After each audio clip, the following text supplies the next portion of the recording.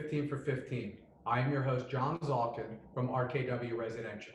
15 for 15 is a new and exciting video series where we interview several influential real estate people for 15 minutes each, where we will get their perspective on what is happening in real estate during COVID-19. A little bit about RKW. RKW Residential is an award-winning third-party multifamily property management firm with over 20,000 multifamily units under management and a growing footprint spanning 6 states. RKW delivers expertise in multifamily management through its technology, marketing, and customer experience platforms.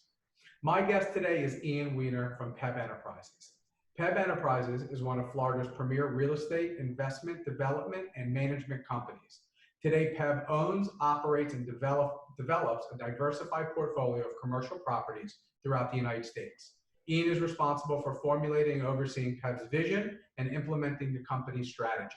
He leads a collaborative and motivated team that drives the vision, strategy, and possesses for achieving the initiatives and expansion plans.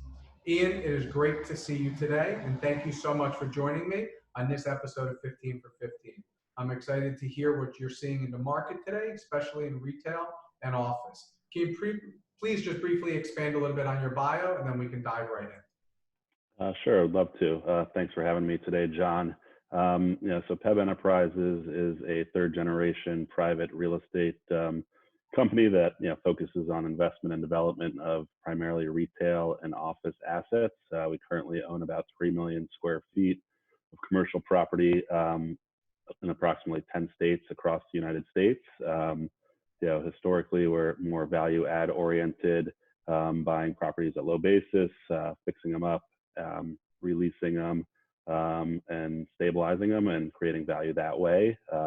My dad started the business down in South Florida in 1973, primarily building retail centers. Since that time, we've expanded to office, like I said, and outside of the state of Florida. So we kind of see a lot of different markets from a geographic perspective and also different asset classes. So I'm the president and CEO and have been so for 5 years, and kind of interesting times to say the least, given the pandemic and the effects on our asset class, specifically retail and office. So happy to give you more insight onto those two asset classes. Sure. No, it's fun. I'm a multifamily guy, and in the beginning it was a lot of multifamily, a lot of legal, and I've spoken to a lot of office and retail people over the past 6 weeks. So I was really happy when you agreed to come on to really get your view. I know you guys are entrenched in it and you own a lot of properties and you're seeing it. First, just give me a little comparison. I know people were down on retail before COVID, right? It was the dying breed, what's going to happen. Not so much as office, because office became, you could do the WeWorks of the world and things. People were still expanding that. But I want to focus a little bit on retail because a lot of things became the lifestyle center, where the idea was that people wanted experiences. So they wanted to have a good dinner. They wanted to go to a movie. They wanted to bring their kids and go to the trampoline place, to the baby place. So tell me a little bit, was PEBB focusing on the lifestyle center? If that's the case, then what are you seeing, or even if you don't have as much lifestyle, what are you guys seeing in terms of restaurant and that experiential client who's a tenant of yours right now? Yeah, so we don't necessarily focus on lifestyle. We focus on open air shopping centers, not enclosed malls, but open air, whether that's grocery anchored or neighborhood centers. But like you mentioned, the trend the last couple of years has definitely been on experiential retail, and that's been bulk of the leasing done over the last couple of years, whether it's gyms, boutique gyms, restaurants, services, trampoline parks, escape rooms, you name it. That was kind of the hot product type, and most of the leasing done the last couple of years was that way. So if you kind of look at a shopping center, pre-COVID, that was a large part of the makeup of each retail asset that we owned. And like you said, that's probably the category that's most affected by COVID. So definitely seeing a lot of pain in those industry types, and we anticipate that pain's going to last a lot longer than grocery stores obviously have fared well, and their sales are up. Pharmacies, other home improvement sites have fared well, but really kind of the service-based touch and feel, which has been the emphasis the last couple of years, and everyone's wanted to gravitate toward those tenants, has kind of been impacted the most. So it's going to be interesting to see how long that pain lasts for, and if that's going to be something that isn't the focus moving forward, or after time people get comfortable, things settle down, it's going to gravitate towards those experiential type of tenants.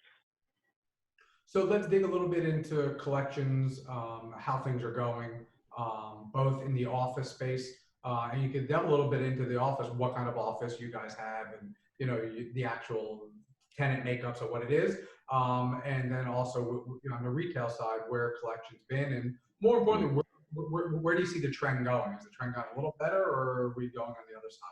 Yeah, so our office portfolio consists primarily of suburban office, and in South Florida, specifically, we don't own office outside of the state. That's just something that we kind of decided to do given the management, and kind of nature of the office market. So on the office side, for April, we collected about 80 to 85% of our office rents. Typically smaller types of tenants, lawyers' offices, some medical offices, starting. Really the ones that have been impacted the most are the medical doctors that weren't able to see patients because of the ban on elective surgeries or visits, and they rely on that revenue obviously to pay their rent, whereas attorneys' offices or tax guys can work remotely to a certain degree and have paid rent.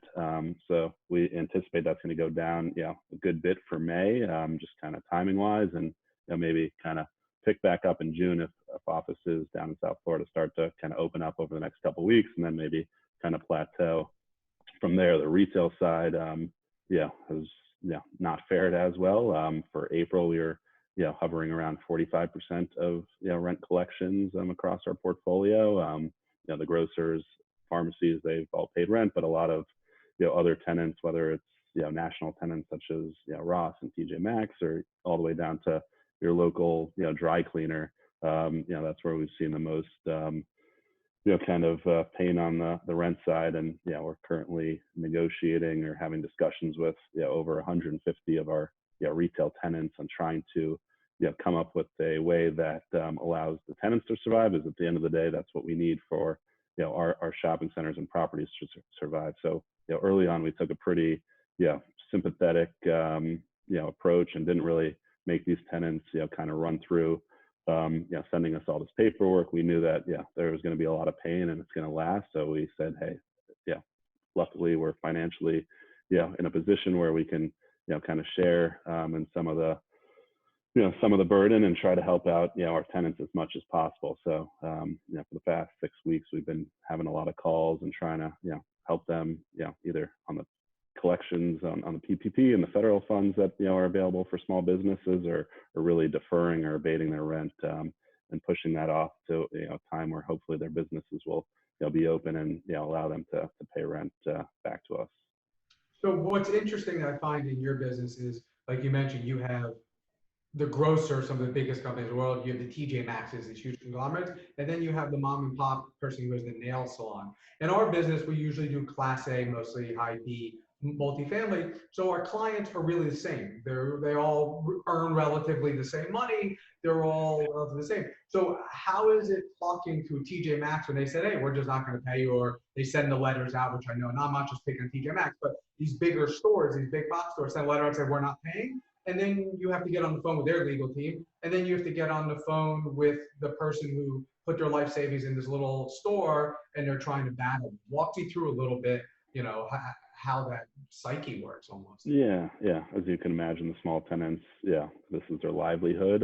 So they're willing to kind of, talk with you, figure out a plan that works for both sides. And, maybe you help them out on the rent side and they give you, additional term on the lease, or, so there's, a lot of trade-offs happening that, at the end of the day, given the circumstances, end up benefiting both sides, and we can all kind of look at each other and, feel good about the situation. The national tenants, like you mentioned, they have 1,000+ stores. They don't have the capability or the want to negotiate each one of those 1,000 stores on a one-by-one basis. So they kind of have all put out their request, and landlords are kind of left with the decision. Do we, fight back? Do we agree? Doesn't necessarily make sense to get into a legal battle with some of these tenants because A, the courts are kind of locked up, and B, you want to have a good relationship with these tenants long term. So it's kind of been interesting. The first 4 weeks or so, a lot of the national tenants just didn't know what they wanted to ask for. So it was having conversations, but they wouldn't make an ask, and we weren't offering anything, and it was kind of a stalemate.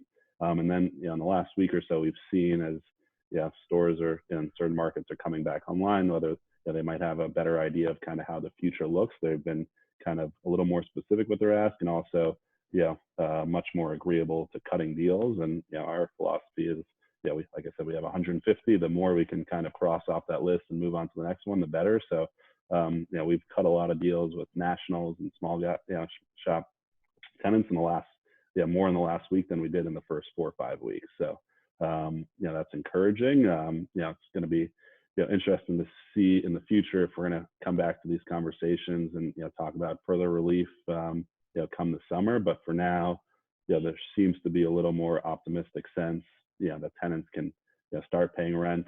Maybe that's a function of collecting PPP money or other things.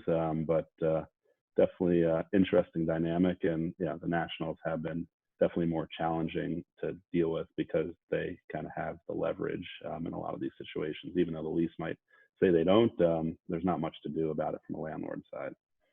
Let me ask you, a growing trend prior to COVID, and I think it's going to pick up steam, was the multifamily developers coming in and buying shopping centers, especially in the suburban areas where it's hard to find large tracts of land to build surface parking, to build a garden style. Is that something you guys have ever sold centers to, or is there something where you have 20 acres center where you say, okay, maybe we could chop this in half, bring a partner for the multifamily here, and then we'll have half as much retail, but at least we'll have full. Is that going through? Yeah. We've always kind of looked at further ways to densify our sites, and I think it comes down to, and kind of will continue to be our investment philosophy, is that the fundamentals of the real estate are what matter, especially if you're a retail guy. In the past couple of years or moving forward, if you have great real estate, maybe it's not retail today, maybe it's multifamily, maybe it's industrial, maybe it's self-storage. It gives you optionality. So we've always kind of focused on the best centers in each individual market. And going forward, there's going to be less retail tenants out there. I don't think there's any doubt about that. It's going to evolve, but if you have the best site in any given market, I think you have the best options from a tenant perspective, and also pivoting to other asset classes or densifying sites if able to. Well, it's like the old saying, location, right? Rings true more than ever. Yeah. And retail and other asset classes over the years have kind of gotten a little away from that, and the sprawl, and people just building wherever they can. So definitely over retailed, and we're starting to see some of that kind of supply shrink back up and turning to other asset classes, which we think benefits everybody long term. My hope is that everybody still wants to get back out there, go and do things. I really, truly believe they will, whether it's next month, 2 months, 3 months. I really, truly believe that people just want to get out and go and do things. As this tails off, hopefully a little bit, hopefully people start going back into your centers and start, so the tenants can go. Because I know, from the multifamily side, it's been, if you're A and B, you've been okay, but I know a lot of people on your side, and worse in the hospitality side, that can't wait to get back to the old days. And I'm sure you're missing your Vegas trip right now for ICSC and having deals done. But we wish you nothing but the best. And hopefully the next time I have you back on, that number went from 40 to 80%. So I told you 15 minutes flies when you're having fun, right? So we're going to do our lightning round questions. You ready to have some fun? Sure. All right. Does the 10-year treasury close over or under 1% by the end of this year? Under. Next time you were on an airplane, over or under 90 days? Way over. Next time you attend a networking event, over or under 90 days? Way over. Next lunch or dinner at a restaurant with a client at one of your centers, over or under 90 days? say over, but yeah, could see that maybe happening for the right circumstance, but probably over. Well, Trump win or lose? Lose. Does the stock market end over or under 20,000 by the end of this year? Over. Do you think you'll be on a vacation in the next 6 months? A well-deserved vacation? A vacation that we will drive to? Yes.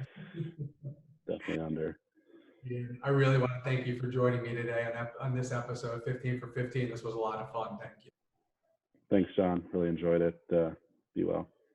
Everyone, we hope you all stay safe and practice social distancing and make sure to wash your hands. If you have any questions or would like to find this video, please visit rkwresidential.com.